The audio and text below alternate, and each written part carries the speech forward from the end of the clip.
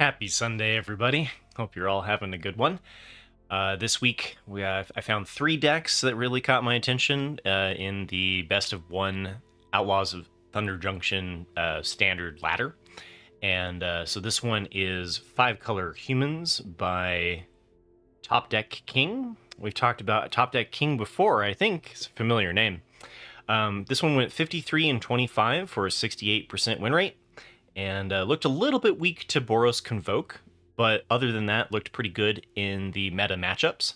And it's similar to what Mono White Humans is doing, but then using the fixing, excellent fixing, I should say, of Cavern of Souls and Secluded Courtyard to fix for all of our multicolored humans. So we get to play a whole bunch of legendaries like Baird, King Darren, Hajar, the Jiren Dauntless General, Rona, and Halan and Elena, Joda Unifier.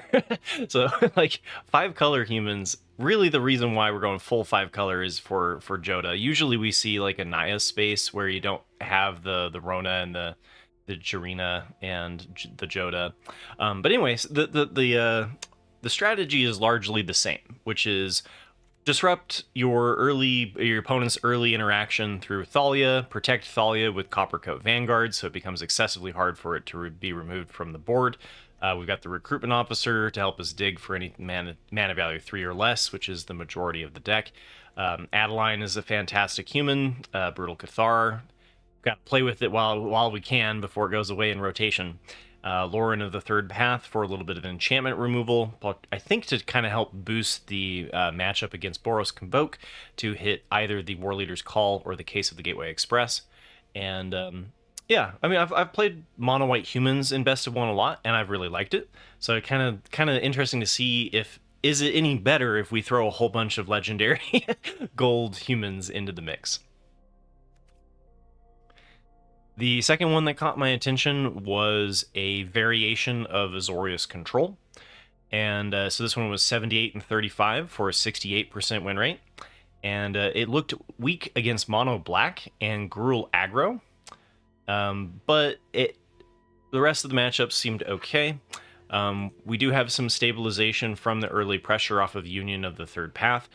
Kind of see this one come and go. The one that feels a little bit more unique to me in this list is Cut Your Losses. You don't usually see this one, being able to mill half their library rounded down. Usually you see the Mindbreaker over Cut Your Losses, and we're going all the way up to 3 Farewells to really give us some graveyard hate as well. So we've got 4 populates, no Sunfalls, and 3 Farewells. Still keeping the 4/4 on the Wandering Emperor and the Jace. Jace being your primary win condition through the mill win. Kutzel's Flanker to help stabilize against Mono Red, give you some graveyard hate against the Temur control decks. We've got the Urza's Silex, which allows us to give us another Wrath. And then we've also got the White Sun's Twilight, which is another Wrath if you do X is 5 or more. So basically Wrath.deck and mill strategy. And then the third one that I'll be putting on the poll here on YouTube, so remember to place your vote if one of these stands out to you, is Mono Black. And I can't really decide whether or not to call this Mono Black mid-range or Mono Black aggro, because it does have the Forsaken Miners and the Vadmir New Blood, the Caustic Bronco, so it looks like it could be a relatively fast pace. But then it's playing more top-end than we usually see. So we've got the Phyrexian Obliterator just as one copy, 2 copies of the Vein Ripper, which I thought was kind of interesting because with the Corpses of the Lost, you can actually end up with a relatively large board. And then if you have Vein Ripper, if those skeletons die, dealing 2 damage and gaining 2 life can be really good. That is, of course, if the board still exists. When I played the Mono Black in the past, I felt like Gisa was too slow for a lot of the matchups. So I'm curious about how this if this has got enough interaction. The list I was running before wasn't running as much of the Go for the Throat, Shoot the Sheriff, and Cut Down. So maybe, more interaction so that you can extend into the later game. Maybe the later game's worth it. Anything that can make Gisa more fun to play, I'm for it. And then we also have the Field of Ruin as a way to kind of have a answer to Manlands, but it also triggers Gisa's the Hellraiser crime commitment. Dross Pits for a little bit of card draw, just a 24 land.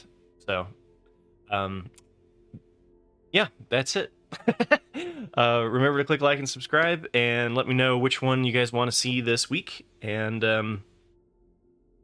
yeah, I usually try to do 4, but because I spent some of the time this week, like I showcased the Naya Discover deck, and I showcased um, the oh gosh, I'm blanking on the one before it.